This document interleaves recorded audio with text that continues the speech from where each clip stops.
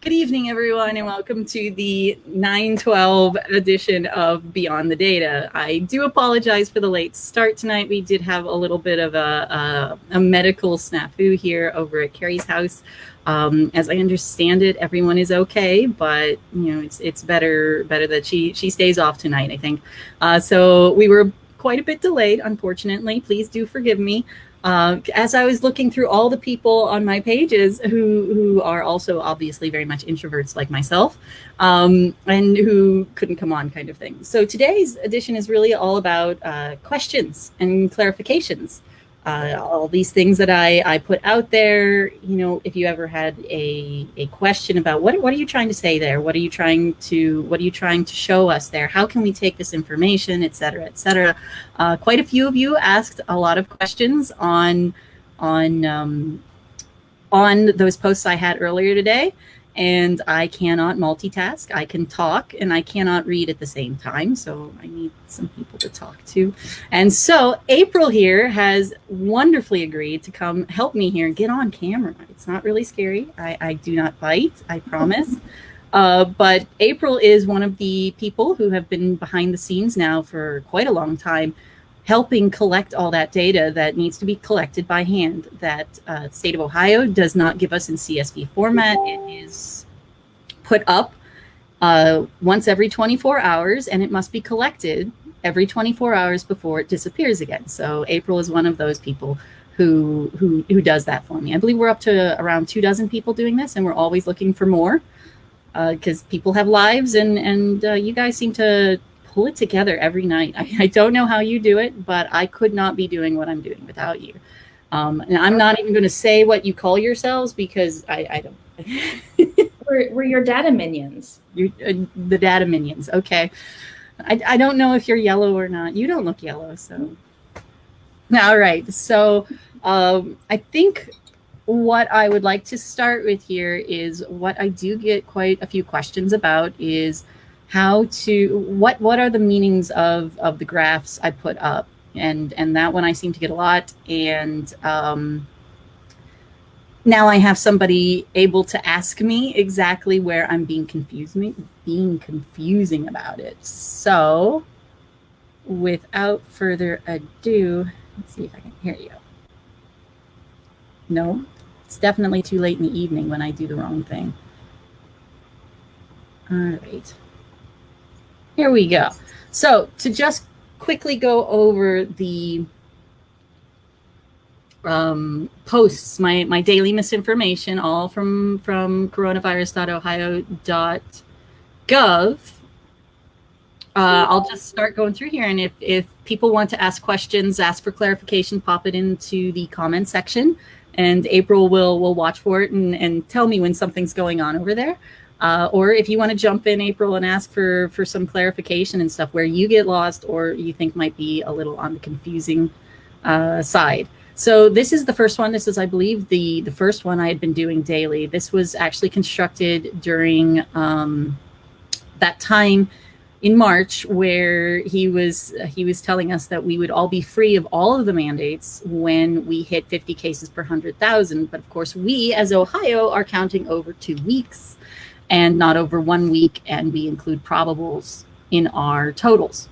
I did spend quite a lot of time early on making that distinction. Why is that important? How does that work? I just realized I didn't put in some of my other slides to clarify why this is important.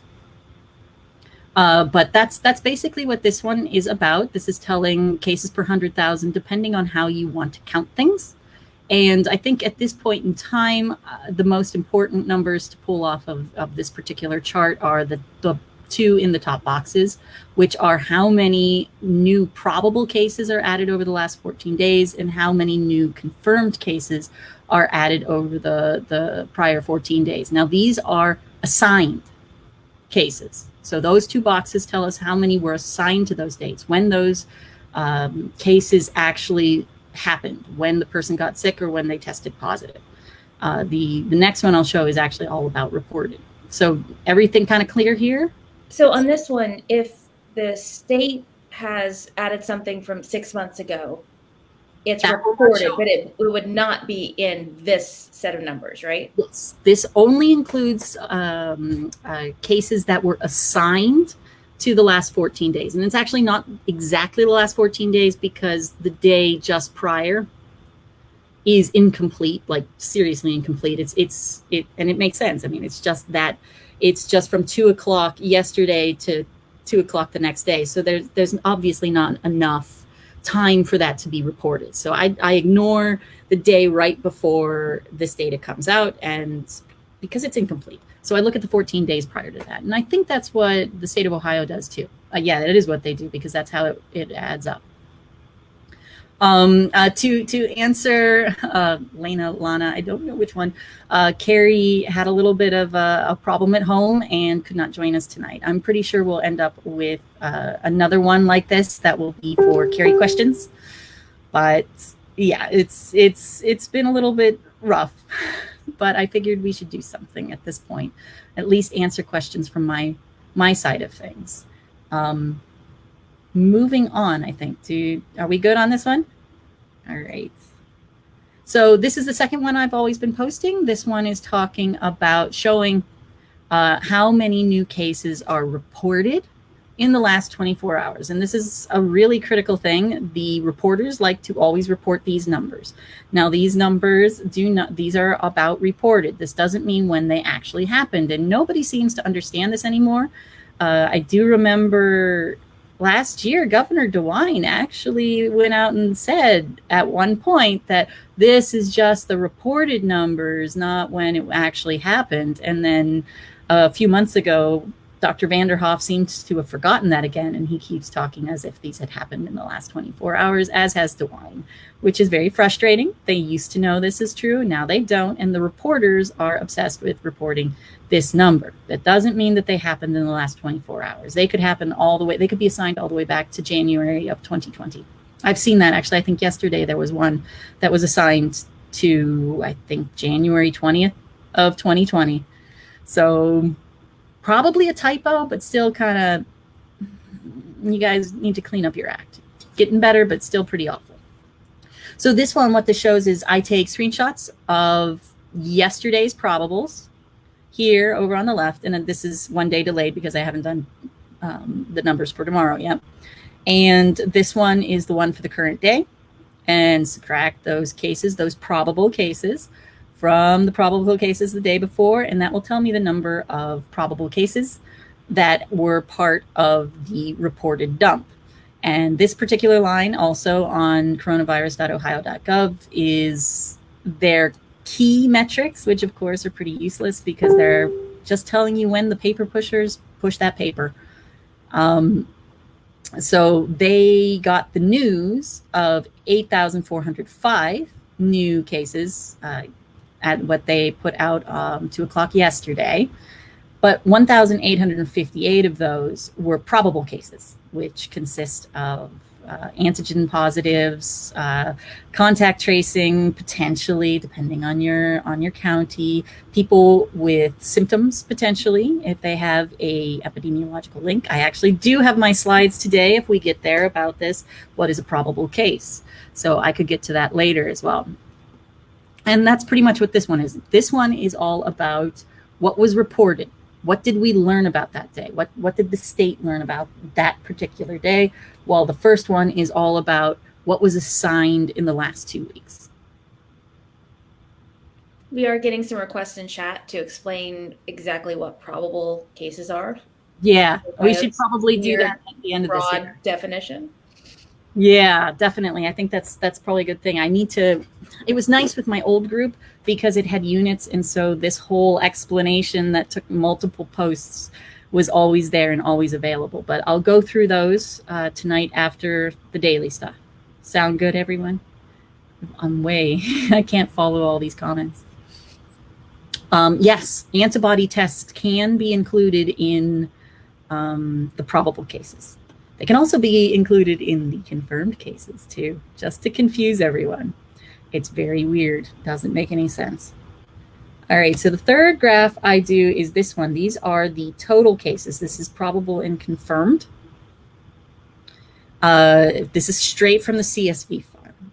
You can download the CSV file and do this yourself without much. There's no extra data collection. What I have here is a section of time from the 15th of May all the way to the current day from in 2020, while the solid line shows us what's going on in 2021 for the same time period. So you can see that last year at this time, it went up and then it kind of flattened out.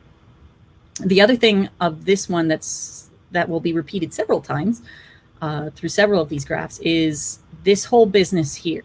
If we're only looking at the solid line, which is 2021, that's right now, you can see a couple very important features to understand. Down here, you see this is nice and smooth for the most part, right? You cannot see drops where weekends are at all, really. It's pretty smooth. You can see maybe a little wiggle here or whatever. But this, as we continued on through August and starting in September, you see those drops get deeper and deeper and deeper. Well, viruses don't do that.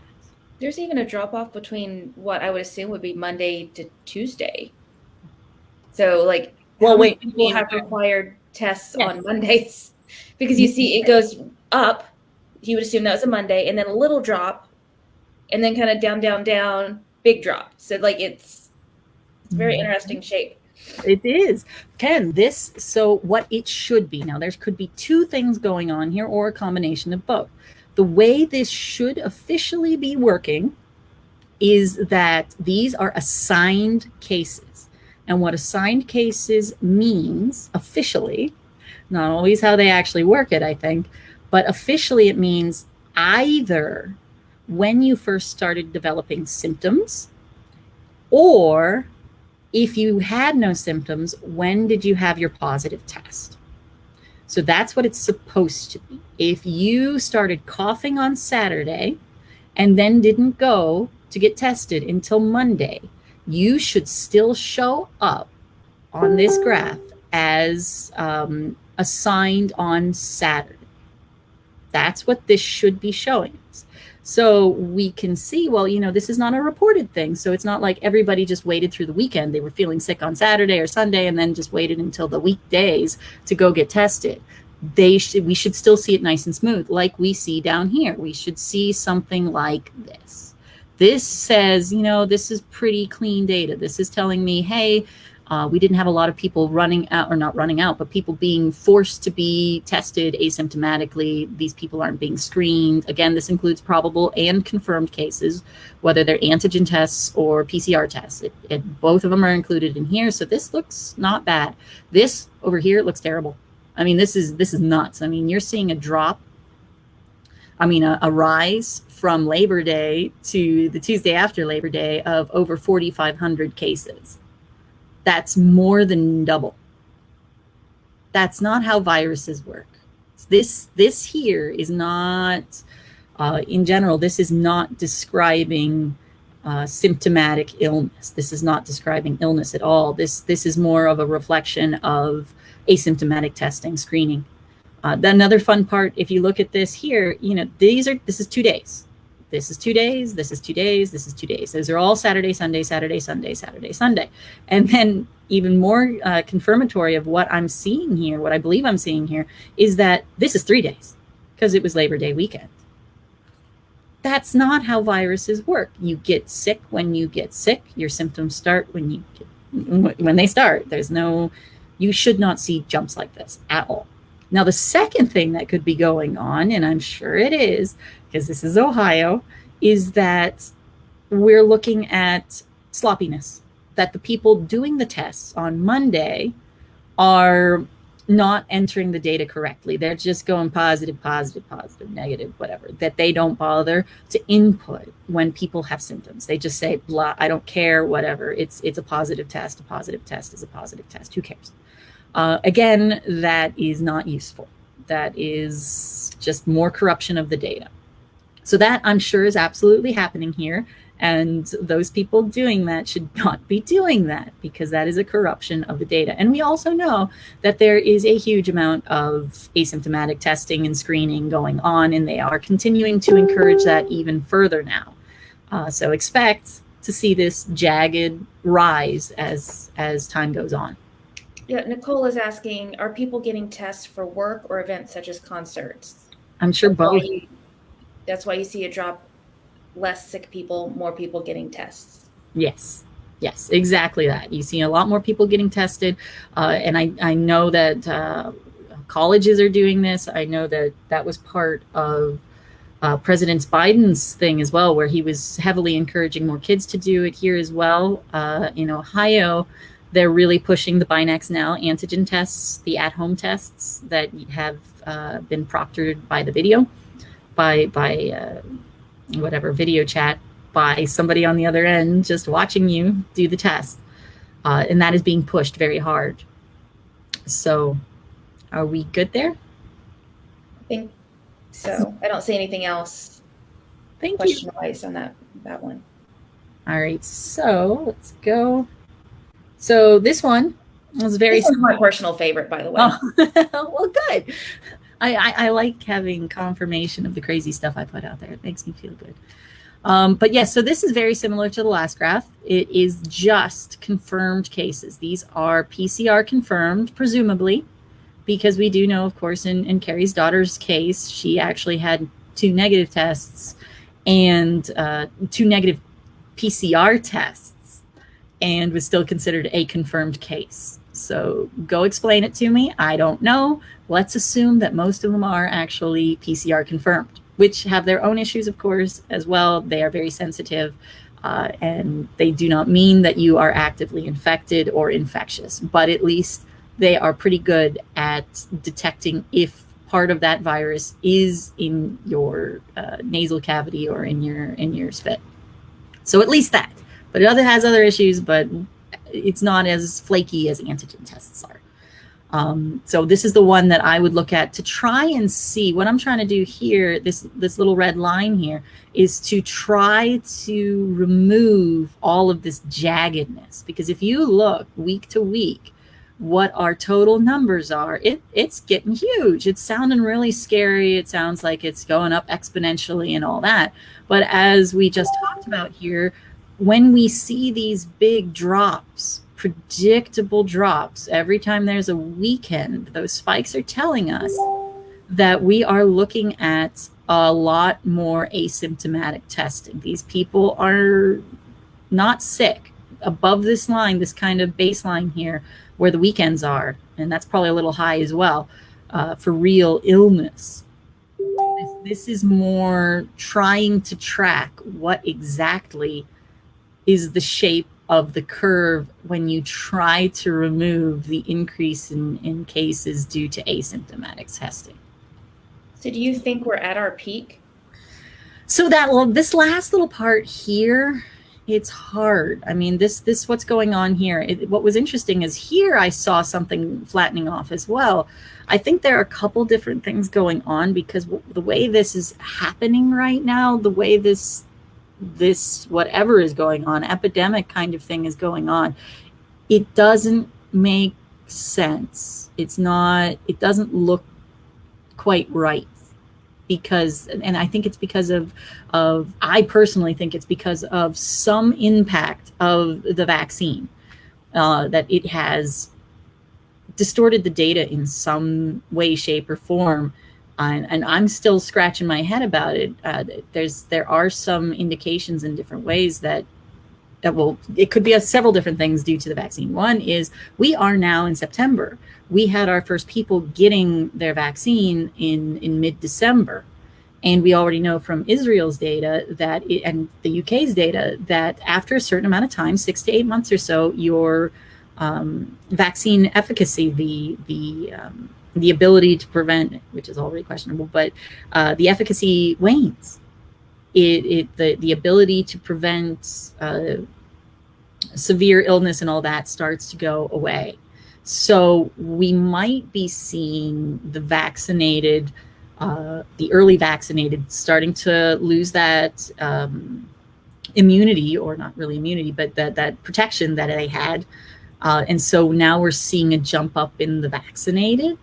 I don't know. The problem is the state doesn't allow us to connect that data together very well, or at least I haven't figured out how to do it yet. I'll see what I can do, but it's a tricky thing to grab at because they don't want us to see it.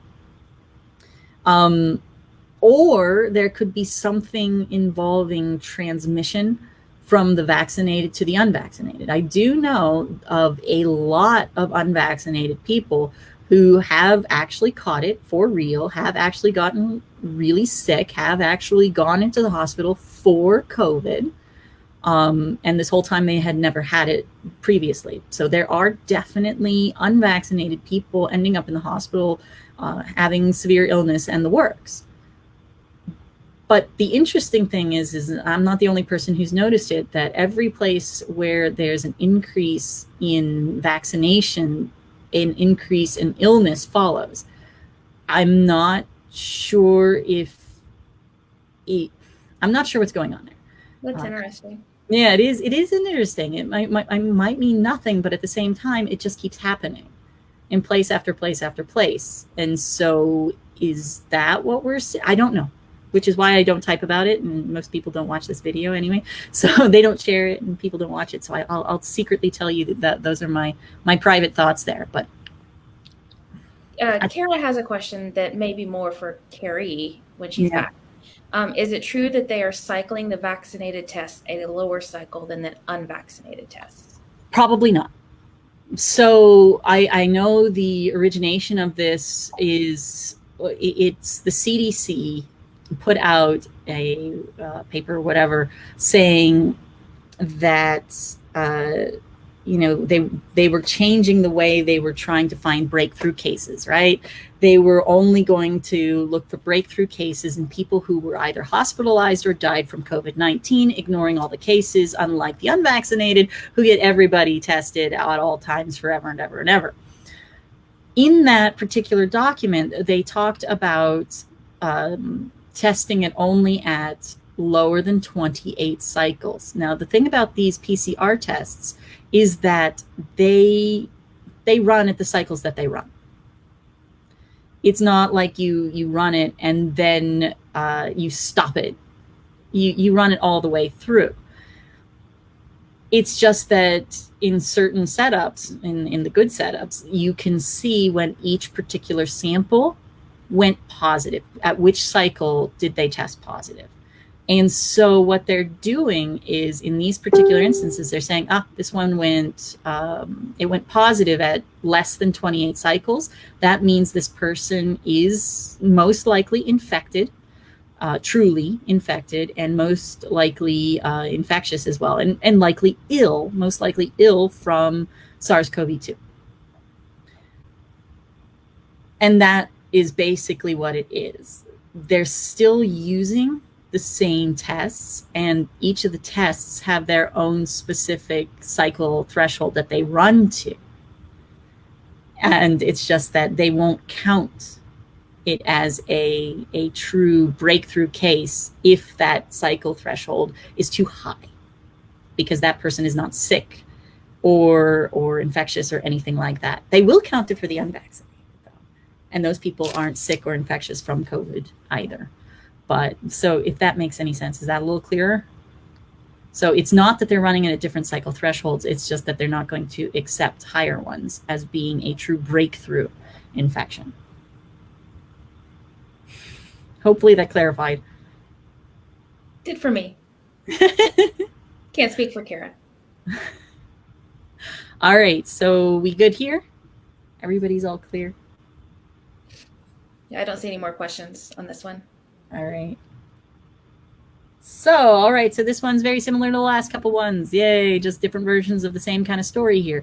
This one is, along with the other ones, is one of the ones I use to tell whether we're in for some big days or not, because I look at this very, very sharp drop, really, really low. This is telling us we need to bring this, so long as we keep following the same pattern, we need to bring this all the way up here, right? A little bit lower, because it's Monday to Tuesday. There's always a drop Monday to Tuesday. So we should be expecting this one to eventually end up somewhere around here. And this one will kind of creep up a little higher too. So, and this darker green are confirmed cases. So we should expect this particular day to jump all the way up to here. So we're looking at, what is that? That's 6,000 from a little less than 2,000. So let's just say 2,000 to 6,000. We expect 4,000 cases to end up here. From here to fill up about 4,000 cases. So we're just here from 2 days ago. We're looking to fill 4,000 cases. Again, this is affected by those really steep jumps and falls. So a lot of those are asymptomatic screening tests, most likely, or lazy companies. I don't know. But it also puts on the couple hospitals. This lower one is ICU bed usage and inpatient usage. And notice that these ones, the hospital bed usage, pretty much tracks along with the lower end and less with the huge spikes, which is also telling us that most likely this lower boundary here, the bottom of the peaks, is more likely doing what we should be tracing as opposed to this. Again, these last couple weeks are not finalized yet. We're still waiting for more cases to get filled in with time. So this isn't static, especially over here is not static. It will keep growing over the next couple weeks. Anything else there? No, it's really obvious because the ICU and inpatient, there's not the drops. No, so you can say, yes, there is illness. People are getting sick. It is sure. here. It's just maybe not as bad as the state would lead us to believe. Yeah. If you see those cases look nice and smooth, that should give you more confidence in what we're seeing. But the moment you start seeing spikes, something else is going on. That is not telling us about spread of illness. That is telling us about a behavioral change, whether it's asymptomatic testing or extreme laziness in the people doing the reporting. And probably a combination of both. Most likely a combination of both. So, yeah. All right. Let's do the next one. Now, this one is the one that you said that you were trying to struggle to figure out here. Yeah, and I mean, I do not spend as much time as I would like to explaining all of these things when I do these posts. I have a physical limit on what I can do in a day, and I'm usually finishing this stuff around 4 a.m. or so. So I'm a little incoherent at times and very, very tired. So this particular one is one where I am showing how many of the newly reported cases, so that again, this is the reported, this is not the assigned, this is the full number of reported cases by their assigned date. This is basically tracking what kind of motion they do per day. And I should have put in here one of the crazy ones from before, but maybe I'll do. There was one a couple weeks ago where there was a lot of ones taken, and that's where I got confused. This comparing CSV files day over day and where the pluses and minuses are? Is that what you're doing here? Yes, okay. That's exactly what I'm trying to show here. And I'll pull up the one from some days, or whatever it was, weeks ago, after I finish with this, I think. So I can really talk what if you see that. Right now, this particular one isn't too funky. This is actually pretty reasonable. Because what you should see, although there's a little bit of interesting changes going on here compared to, got to get in the right window again. Here we go. So what we see here is we see, again, down here, you see there's a tiny little thing here. This is the exact previous day. You can see it's a super tiny number. It's a nonsense number. I still put it there, but this is why when we report the last 14 days, we ignore exactly the day before because it's totally incomplete data. But then the next day is where we should see the highest peak, or we were seeing the highest peak when we were not dealing in these questionable cases. So in the middle of the summer, when it was at its low point, this first full day was usually the highest number. Now for the last, I don't know, few weeks, the first day that we're really counting started getting lower and lower than 2 days prior, which is very interesting because that's not what we expect, and that's not what we saw when the data was cleaner. So what could be happening here is that we're dealing with people getting maybe less expensive testing. I did a very minor survey, totally unscientific, asking people who had positive tests, when did they get those tests, and when did you take them, and when did you get the results for them? And a lot of the people who had tests in a hospital got them that day. So that would make sense that these first ones, the first day that we're seeing a result from, are coming from hospital situations. These people are genuinely sick, probably, maybe, well, who knows anymore. While the ones who had a longer period of time were more in terms of using outside companies. So I don't know if that really tells us anything in terms of how ill a person is, or if they're ill at all, but it's definitely a change in how we are receiving our data, where we're getting that, where people are getting tested and all that, which might also explain some of the bad data. So again, people being lazy and going to CVS or whoever else who's a little sloppier and just doesn't care. So it might be bringing down how much is asymptomatic. Again, still not acceptable.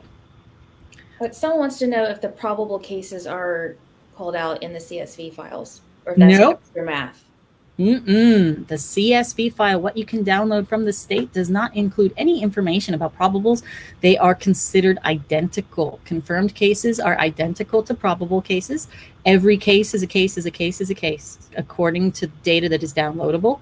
The only way to get at this information is to copy it down every single day, as you are well familiar how exhausting that can be.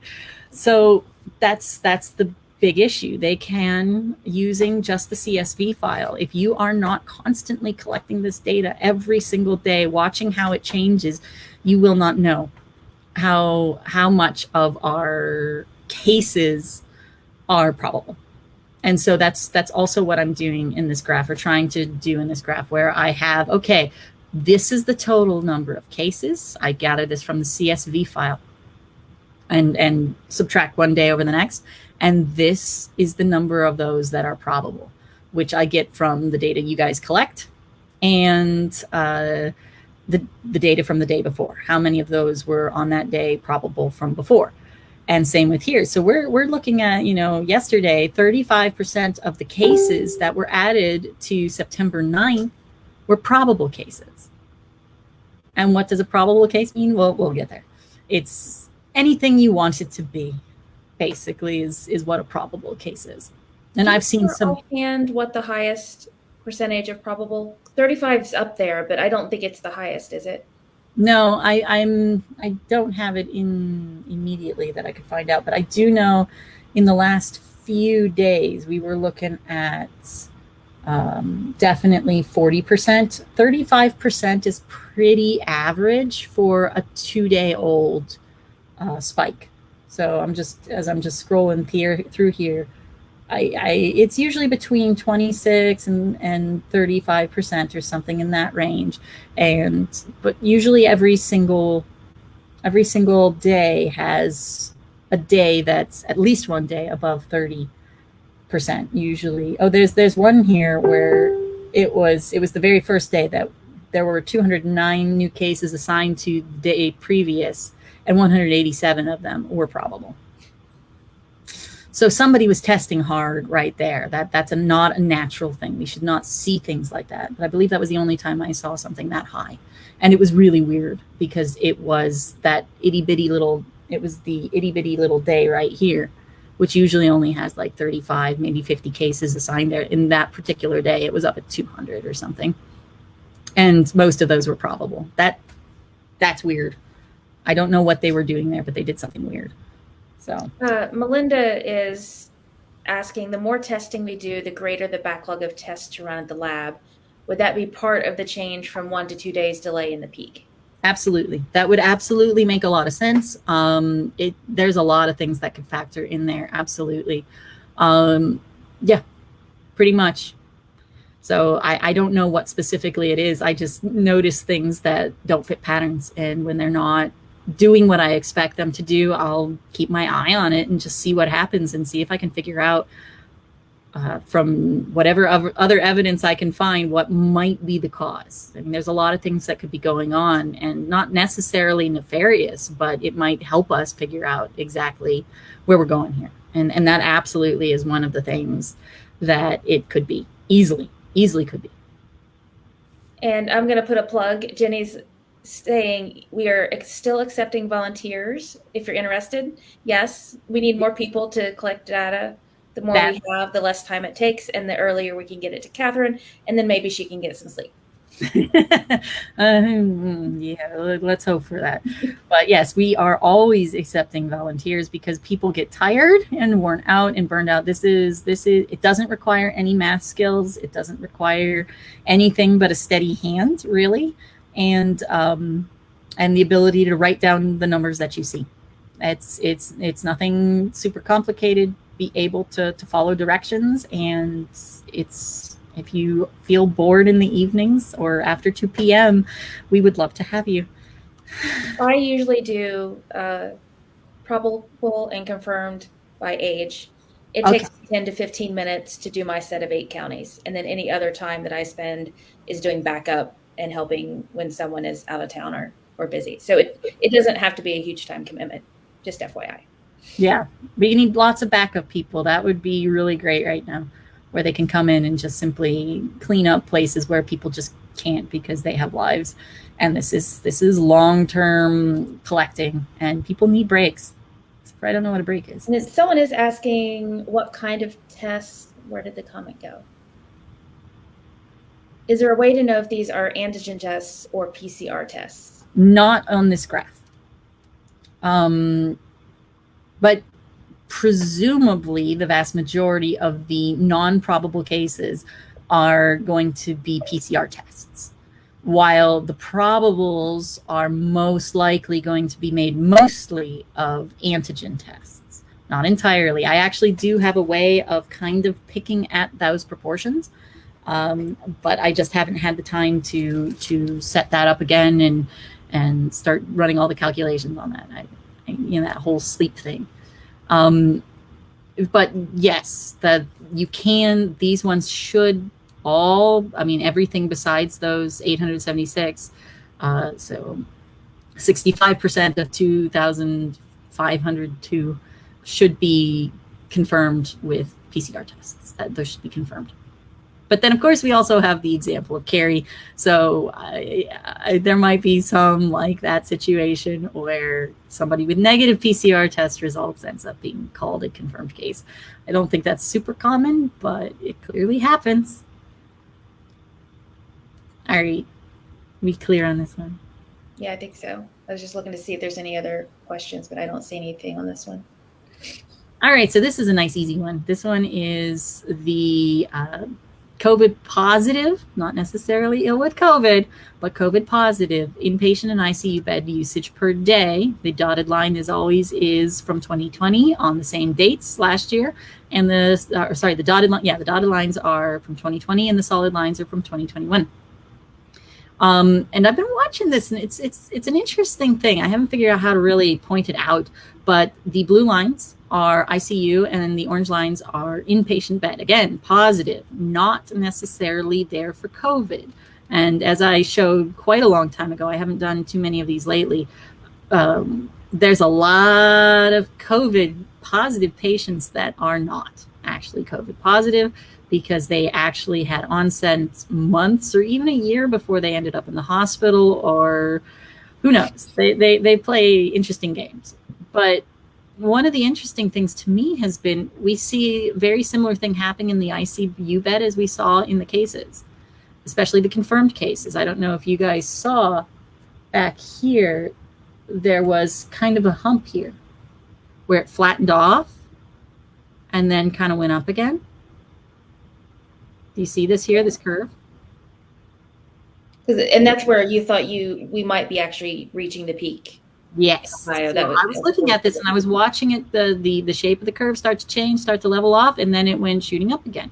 And especially when this was leveling off at the exact same time, just as we would expect in such a situation, look what the ICU beds were doing.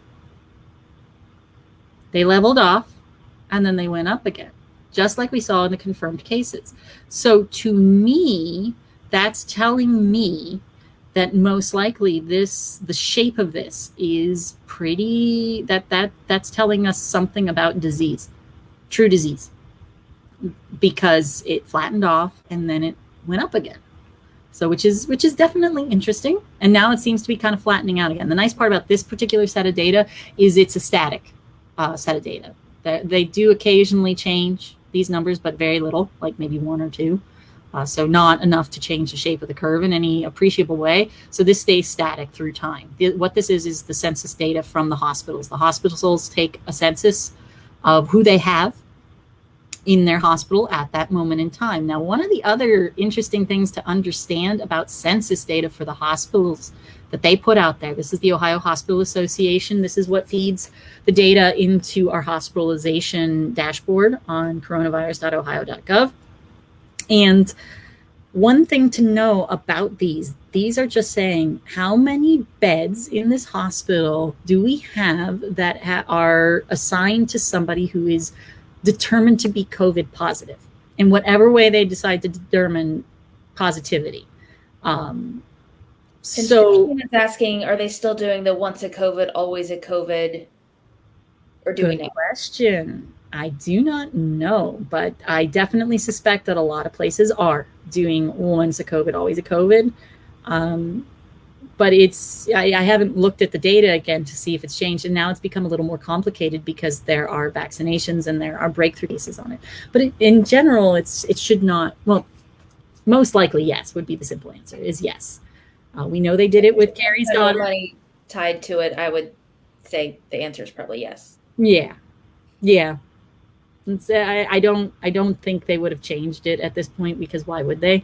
They've been doing it this whole time. It wouldn't really benefit them in any, or why would they go about fixing it? That wouldn't really make any sense. And then kind of related, Elizabeth is asking, maybe I missed it. Do you have a graph, or is there a way to get the number of tests administered by date? Yes, I do have that, because the state of Ohio gives it to you. Let's see here. I will go and find that for you. But yes, the state of Ohio has that information. They even have a CSV file that they release every single week on Mondays. So you can go around and play with the data and look at the percent positivity. I should switch over my screen so you can see where to find it. It's definitely very interesting. I've not seen this, but I'm going to guess that there's going to be a big jump when college students start going back. So here you go to the regular coronavirus.ohio.gov overview dashboard, and then you'll choose key metrics, and then you'll scroll down to testing, and then you have all this blah, blah, blah. And here, this is a good place to go. This, oh, is my thing not showing anything? Of course it's not. But it's the I second. see your mouse move. That's what you were. Yes. Oh, there it is. Now I see it. It's not lining up correctly, and it's deciding to do crazy stuff, but hey, whatever. It's this blue link at the top now. That's where you can download the 14-day window of each county's testing and positivity data. Now, they do funky stuff, like they talk about tests given per 100,000, so there's quite a bit of math to do to change it all around and to get it into something usable. But yeah, so you can see this is just PCR tests given over the course of the epidemic, beginning all the way back in March. And you can see it nicely, neatly climbs up to the peak where, oh yeah, this is where we were actually pretty much peaking. And then it drops down in the summer. When everything started dropping off in the summer, our tests went way down. And then right when they started to go up again, you can see they really started to spike the number of PCR tests being given. Now, this could be nefarious, or it could be simply an outgrowth of the thing that we had going on with RSV, where people were actually getting genuinely ill and then going and getting tested because they're not allowed to be anything else but COVID first. We also see an increase in the percent positive, but you have to be really careful about the percent positive rate, because the state of Ohio and the CDC count the percent positive rate as the number of tests given that were positive. If you test someone again and again and again and again, each one of that person's positive tests will count towards the positivity rate. So someone testing out a true illness to get a negative to return would have multiple positive tests in the system. And it will be counted towards the positivity rate. It would increase our positivity rate. You wouldn't need more people getting sick. I mean, there are definitely more people getting sick, but the positivity rate is a tricky thing to trust. And that's just the confirmatory, and then you can also sort it by presumptive. So these are our antigen tests. Check it out. We have never done this before. Look at these gigantic peaks we've got going on here. And did you notice what day are they highest on? I'm going to guess that the 30th was a Monday. It's a Monday. Yep. So you see those weekends way down here. Now, one of the other interesting things I saw about this particular graph here is they also started to increase the weekend ones. You can see that little dark spot where there's no more drops anymore. Even down at the bottom, they've increased the number of antigen tests given on weekends. Those ones, if we're being honest here, if it's like being done in a hospital or whatever at home and because you have symptoms and stuff, those ones should be switching over to PCR tests as well. They should be switching over to confirmed, which they may or may not do because that's how they roll.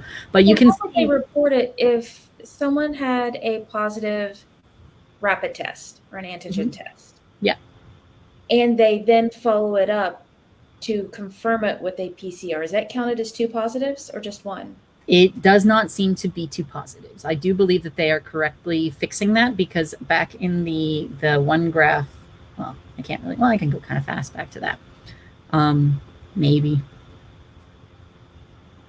The graph with all of the blue bars is where you can kind of see it. So this one here. Down here, I mean, this is not the perfect example, but you can see there's a place several days prior where it goes really low. And actually many times the probables on those days will go negative, which is what we should expect to see if they are taking positive probable tests and then converting them over to a confirmed case with a PCR when that finally comes in. Though I do see times where I see the total confirmed cases also kind of just before that little drop there. Usually in here is where you'll see confirmed cases assigned to those days are removed, which is very interesting to me. I do not understand how you remove confirmed cases. Yeah, that doesn't make sense. Removing probable cases, I'm good with that. That's fantastic. Good for you. But because to me that says they're probably removing those tests. So would they, in theory, if they're counting them as one, if the PCR comes back negative, are they still just keeping it as probable and just kind of letting it ride, or we don't know? I don't know. Honestly, I do not know. I would hope that some places would at least take this. And that's the other thing I should say as well. When you look at the data from different counties, they are different. The hospitals, the doctors, the public health, whoever it is that is entering this data behaves differently in different counties. Some counties are all about the sky is falling and they tend to have pretty wacky data. Other counties are very, very clean. They make a lot of sense. Where you're like, okay, these guys are being very honest. It looks beautifully clean. It looks like they're really trying to make sure that the data is as good as they can possibly make it. And then there are counties that just go nuts. And there's a couple counties that are, one has a slight edge on probable over confirmed cases. I heard there's a couple that are 50-ish percent, kind of split, and they're smaller counties. It's not like Franklin or, there's these counties out in the middle of nowhere where they're 50% roughly probable. I think Athens is one of the naughty counties. I know somebody told me about Monroe was really freaky, but I think Monroe was one of them. Yeah. One in the first half of the alphabet.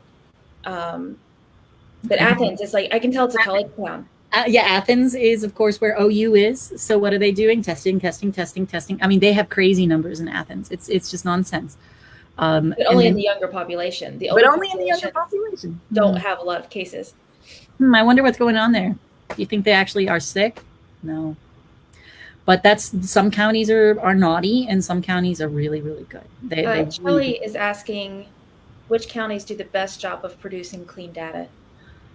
At this moment of time, I haven't looked at it recently, but back in December of last year on my old page, I actually did do 88 separate posts for every single county showing how you can tell who's a good boy and who's a bad boy. There are different things you can look for, and at some point I need to find a way to repost all those somehow and do the same procedure again. What I did is I looked at I can't actually do some of the things again. I did onset to death was one of my graphs where you could see if they had lots of large spaces between onsets and deaths. That's pretty suspicious, and how many were hospitalized or not, and the work's there. The other things that I would look at are the hospitalizations. How did they work? How many unknowns did they have? How many weird, this doesn't make any sense kind of hospitalizations they had? And the final one is actually cases again, where you look at the shape of the curve of cases, and I would look at where the drops were for each county. So I had these ones here, where these ones where you see those big drops, and this is not consistent across the state. Not every county has these drops. Like I said, I haven't done this recently with all the counties because I'm not that skilled at graphing more complicated things like this, especially for 88 counties. At some point, I do need to sleep. Hopefully, it will be a little easier soon, but I don't know. But some counties don't have these. I do remember back last year, I did it specifically around Thanksgiving and Christmas time because those are perfect places to look. Because some counties, you couldn't see Christmas, you couldn't see Thanksgiving. There was no drop in cases at all. And you couldn't tell where the weekends were. And it was just like, wow, this is beautiful. I remember Eau Glaise was one of those. Eau Glaise had beautiful data. It was super clean. Pike County was another one that was super clean at that time. And then there were places like Delaware. Oh my goodness, that was crazy. I mean, they just had huge numbers of cases, really deep weekend cuts in there, and then their Thanksgiving numbers were just non-existent. And of course, viruses don't respect weekends. They do not respect holidays, which tells us, I mean, it was ridiculous. It was so low at Thanksgiving. It was, I don't know, it was 20 times higher the day before and the day after. It was something crazy. And that tells you that something's wrong with the way that Delaware is testing their people. I don't know, is it bad? Well, no, it's not bad. They just didn't test on Thanksgiving. Not clean data. And I remember they were pretty ugly with their other stuff too. But I can't remember many of the others. I remember like the big city counties were not terrible, but they weren't good. But Delaware really stuck out to me as being a very, very naughty county. And Pike and Eau Glaise were really, really good. Marlene wants to know what county are tests assigned to based on where they live or the hospital or doctor's office. People are driving further to get in. Where they live. Their county of residency. That's where they should be getting sent to. Yeah.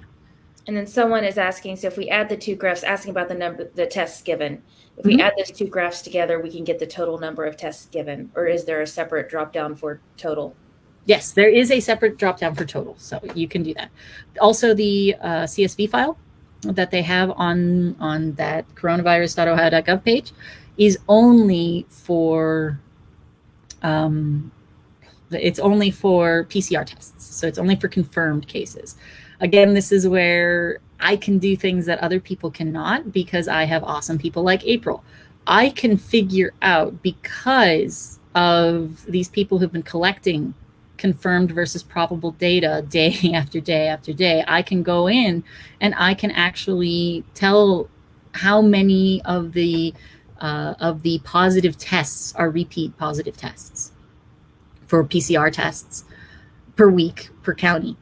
And you can also, or I can also determine roughly how many of the antigen tests, the probables, are not based on antigen tests. How many of those probable cases are not based on antigen tests? But it takes some work to do that. So that's why I haven't been showing it. So I need more days in my week, in a bad way, so I can do those things again. But it is possible if you do the daily collection of probable and confirmed. All right. Anything else?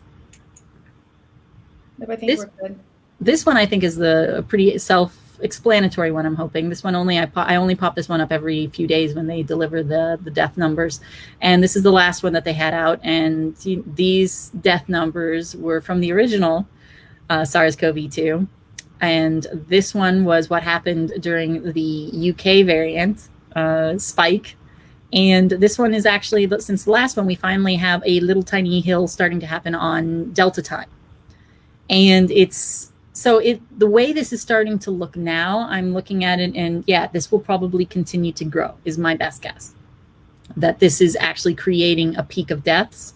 Again, it's really hard to figure out how many are what, because they do not give us information on vaccination status on these individuals here. Or I could figure out by age, but that would take some time as well. But I could probably tell at some point, if I have some time to sit down and work on it, the age of the individuals here.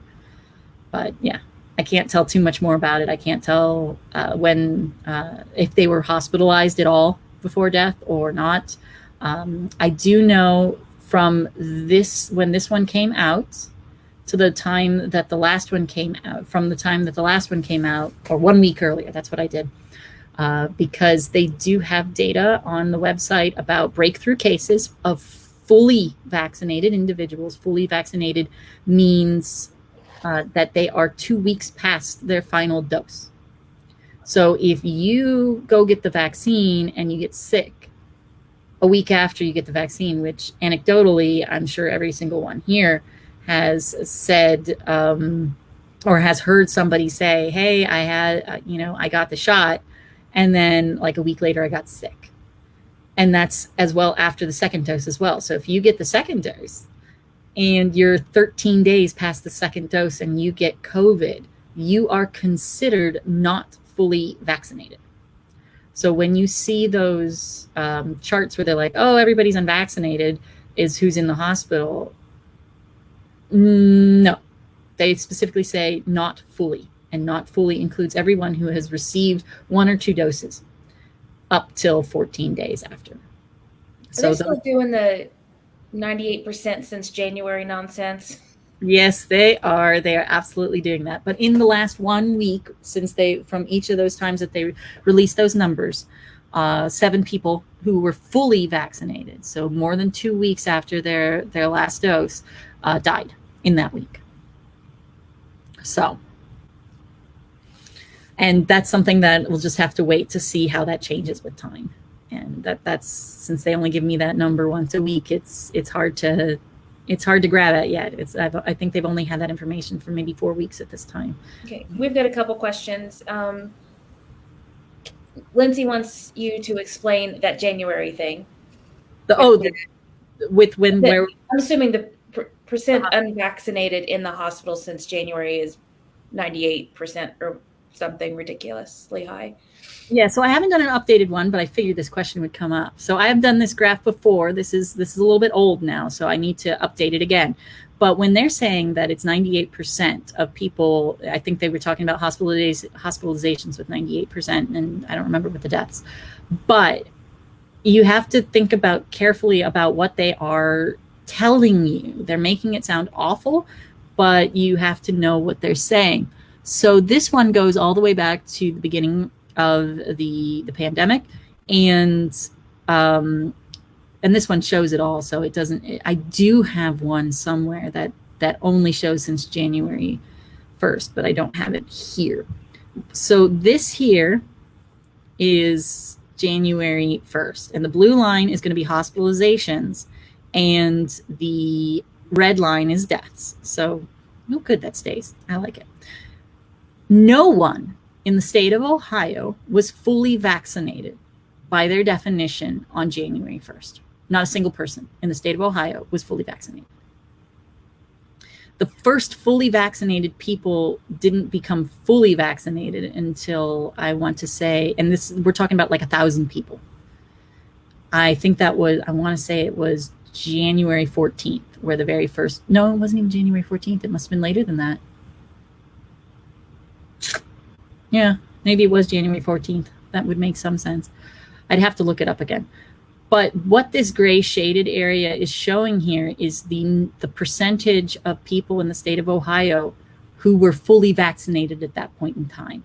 So if you're looking here, most of the deaths in particular occurred before. So the area under this curve here, you see there's a lot of white there.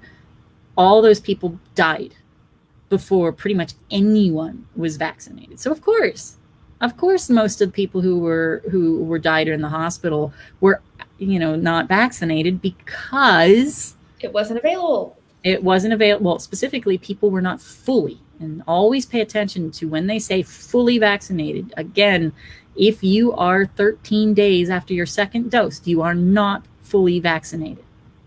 If you get COVID, then you're not fully vaccinated. You're not unvaccinated. You're not fully. And so they're counting all of those people as well, giving you the impression that those are unvaccinated people, which not necessarily. So if they were wanted to be honest with their statistics, they would pick a date probably mid-March or so as far as a significant portion. Well, mid-March it was available to anyone 18 and older at that point.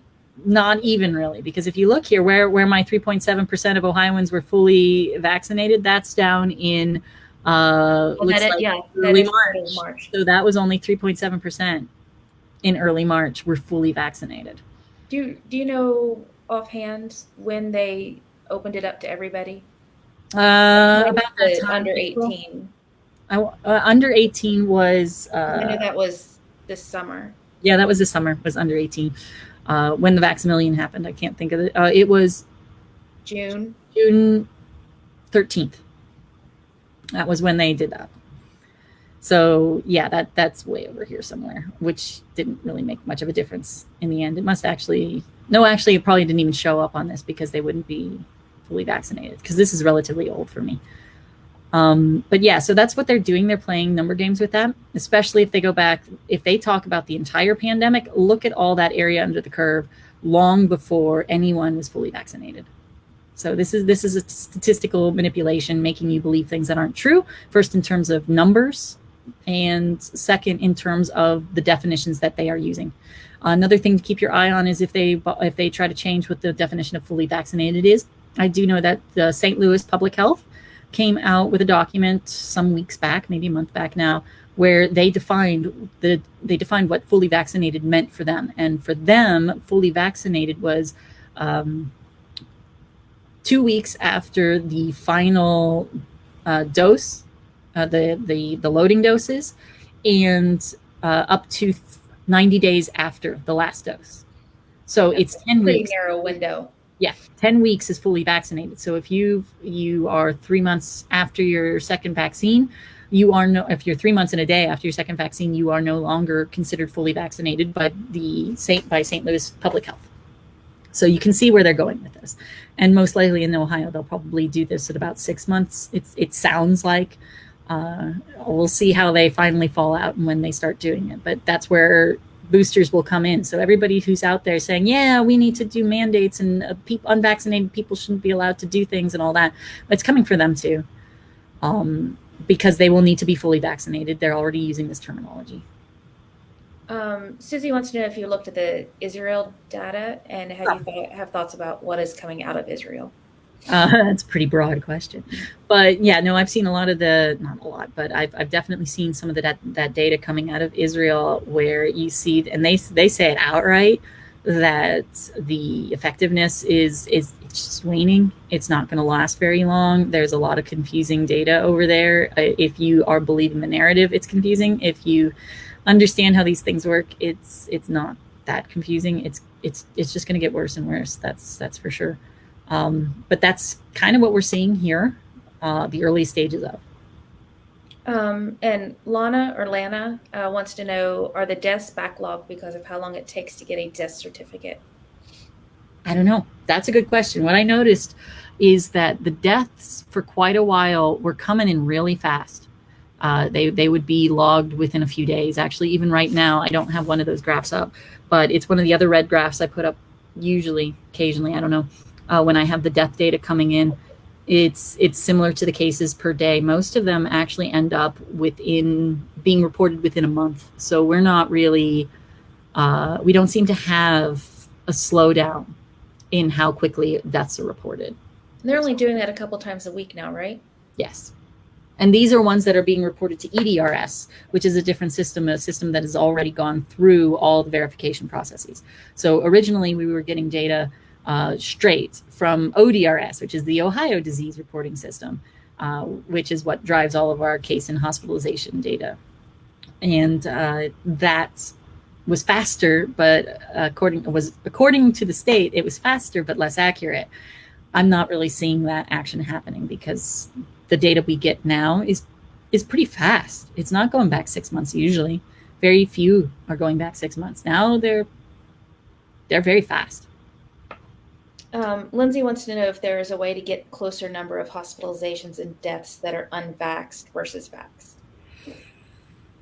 Maybe with time. I'll have to see what numbers come in with the information that they have. That's and we have no idea about the middle grouping between first vaccination and before 2 weeks after the second, which are, in my opinion, at least partially vaxxed, and they should be separated from unvaccinated and fully vaccinated. That's a third separate group, and they do not give us any information about them besides lumping it in with unvaccinated, which is not true. Mm-hmm. So I don't know in the state of Ohio if it will ever be possible to do so, unless those numbers get really, really big in the vaccinated. And then someone posted a question related to the deaths on the Beyond the Data page. Zoe would like to know what the total death count for Ohio is this year versus last year, or 2019 and 20. I have not looked. I will be honest there. I have not actually looked at the total numbers because I can't stand the Ohio, I forget what it's called, but it's some warehouse thing, and it's just the most annoying thing to use. So I haven't gone and messed around with it recently, but that information should technically be still there. It should be solidly there. It should no longer be an issue of not being filled in yet. That should be there. So I should do that when I get a few weeks to sleep. I don't know when that will happen. When they finally stop convincing us that the sky is falling. Yeah, that's not going to happen soon. I think that's. Oh yeah, and these ones are pretty quick as well. These two are my vaccination by age, and you can see that the Vaximillion was kind of it was not a factor. It was the kids, and then also you can see this is what happens when people want the vaccine for real. And this is what happens when your arms are twisted. I'm pretty sure this little action right here, the blue line is the 19 and unders. This is probably due to the coercive effects of vaccination for kids doing sports in high school and things like that. Avoiding quarantine and college students, new college students. A lot of that is probably this. This is probably a lot of the mandates starting out in hospitals or other organizations. But what's interesting is it's really dropped off. Now, I don't know if this is an artifact because of Labor Day or something of that nature, but we saw it leveling off for a month and then dropping off all of them. So that's interesting. I think people are not liking the coercion. Some are submitting to it, but a lot of it is not after coercion. I mean, it's not really working. That is it for my daily cases, and it's getting super duper late. But since everybody keeps asking for it, and they're absolutely right to keep asking for it, I just haven't pulled the time together to recreate everything I had already done. But I did still have these graphs. And what is the question of what is a probable case in the state of Ohio? I do not know if they have updated their flow chart, or not their flow chart, but their paper that determines all of this. They do periodically do, so I don't know if they've changed it recently. I didn't have the time to go hunt down what the new one is. But this one is, I believe, from what they were using, I want to say starting earlier this year. But according to them, a confirmed case is a positive PCR test with or without symptoms. It's just a positive PCR test, except for instances like Carrie's daughter, where she had 2 negative PCR tests and it was called a confirmed case. I don't think that's a super massive amount of these things, so let's trust them that if you see a confirmed case, that involves a PCR test. The second, well, the third kind of group is the antibody tests. Those ones we know are being assigned to both probable and confirmed, because you see positive tests, you see cases that occur before early March of 2020, and we had nothing. We had no testing before that. We have positive cases all the way to January 2nd of 2020. And the only way really that they could be diagnosed that way is by an antibody test. We also see ones on the confirmed side as well before early March. So obviously they're counting things that are not confirmed by a PCR test. So they're already playing games. We know that with the antibody tests or whatever they're filling in those past time. And then there's probable. And probable, at the time I pulled this, was listed as before November 1st, it required a positive antigen test and symptoms or an epidemiological link. And this is really important, and you can really see this in the data. And the epidemiological link is? I'll get there. Okay. You'll like this one. It's crazy. Yeah, so before that, you had to, this is where, I don't know how many people remember back in November, I think it was, it must have been November, they talked about there was a backlog in cases because they had to make a phone call and that there would be a big old dump of cases, and they didn't all happen at the same time, that whole business. That was because the people at ODH would call to whoever gave the antigen test, and they would ask, hey, did this person actually have any symptoms? Did they have close contact with somebody with COVID, with a confirmed COVID diagnosis? And that took a lot of time. And so they said, sure, Governor DeWine, he had the most famous false positive ever, probably, when he went to see President Trump and he tested positive on an antigen test. But we're just going to take it as it is. And of course, he had no symptoms, he had no contact, and it was confirmed as not COVID. It was a false positive. But hey, that doesn't happen. We're just going to erase all that and say an antigen test positive is true. What? Just trust us. Oh, just trust us. We would never lie to you. It's all good. And then on or after November 1st, all you need is a positive antigen test, and it is kept at the same level. It is counted at the same level as a confirmed symptomatic PCR positive with a low CT count. Those in Ohio's data, they count the same. In the CSV file, they're treated identical. The same test that Governor DeWine took and had a false positive, very famously. That's what we're looking mostly at with the probables. The next way you can get to a probable is if you meet clinical criteria and have an epidemiological linkage. Okay, so hold that one together. So if you have clinical symptoms of COVID and an epidemiological link, and I'll describe what both of those mean in a moment. And the last one is meets vital records criteria with no confirmatory laboratory evidence.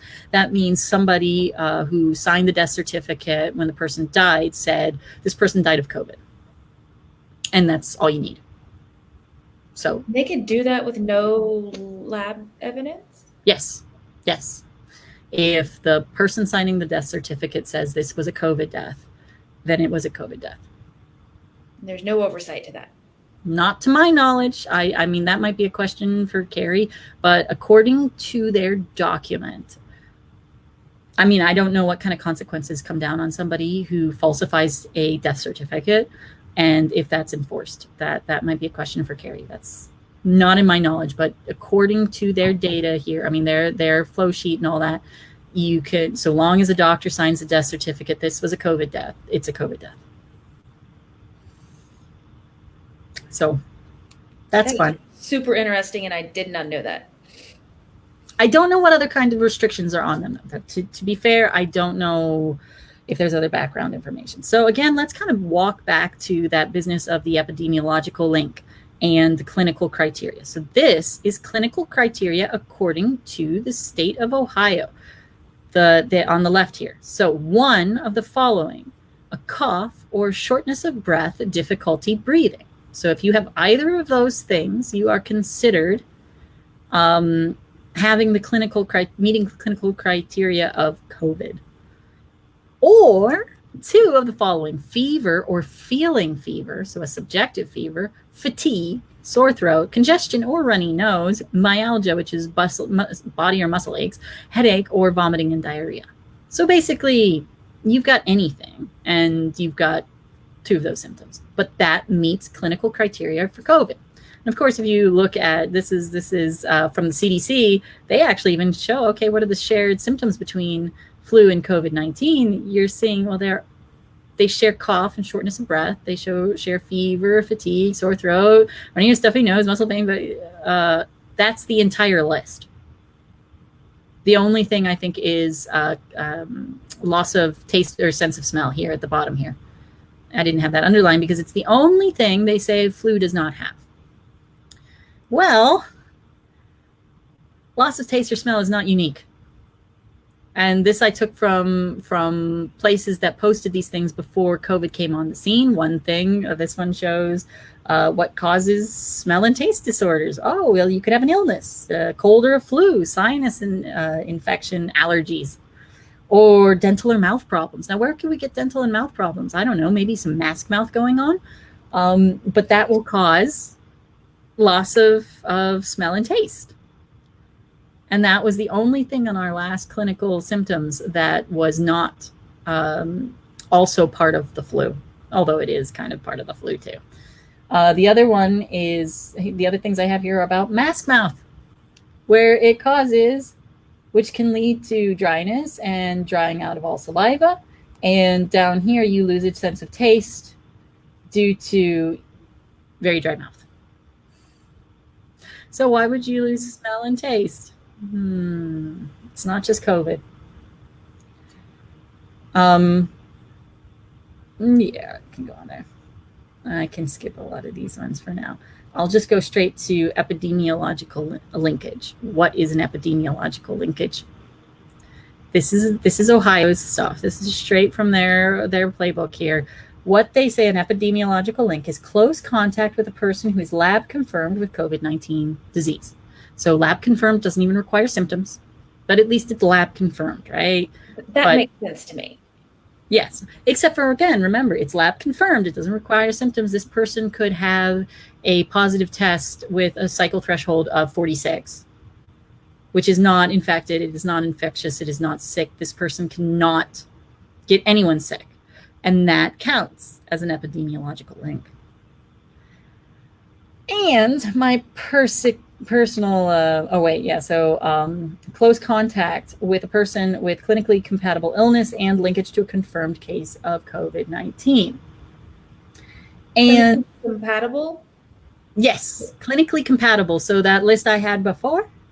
So someone that had the flu symptoms would be clinically compatible with COVID. Mm-hmm. Mm-hmm. Yep, this list that I've got right here, if you have either a cough or shortness of breath, COVID, that's clinically compatible. Sore throat and a fever because you have strep throat, that's clinically compatible. And so if the person in question that you have contact with is kind of sickish, and then linkage to a confirmed case of COVID-19 disease, okay, that's maybe acceptable. Kind of, not really. But my favorite is this last version. And this is what's killing us, I think, is if you are a member of a risk cohort as defined by public health authorities during an outbreak.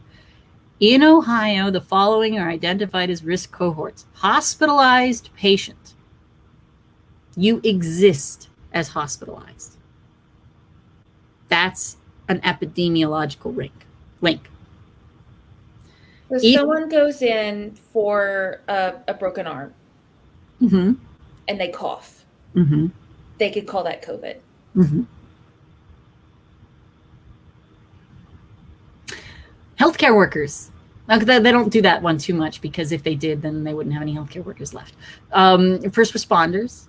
This is my, well, not really favorite, but these last two versions down here. Residents of long-term care facilities. If you are in a long-term care facility and you cough and you just exist as a resident of a long-term care facility, according to the rules of ODH, you can be considered a probable case of COVID. Not necessarily that everyone does, but you can be. By their definitions, you absolutely can be. And then, of course, the last one, members of other congregate settings, group homes, schools, colleges, or university, correctional and detention facilities. So if you happen to go to school, that's your epidemiological link. You exist. You're a college student. You exist as a college student. And we think that that's kind of what happened to Carrie's daughter. She was a college student, but she was not on campus. But she had symptoms compatible with COVID, a sore throat and a fever. And so just by existing as a college student and having symptoms consistent with COVID would have made her a probable case of COVID. I don't know how she got confirmed, but it would have, that alone could be called a probable case. So the answer to what is a probable case is everything, anything they want. Mostly it's antigen test positives, symptomatic or not. But again, because of the data that you guys have collected, I can get to those numbers. I can dig down to those numbers by county. Yeah, I think by county. Yes, by county. Based upon, maybe by county. I'm not sure anymore. I'll have to think about if I can do that still. How many of those antigen tests or how many of those probable cases are not antigen test positives but fall under one of these other versions? Lindsay is asking how these epidemiological linkage scenarios are getting entered as probable cases. If they want to.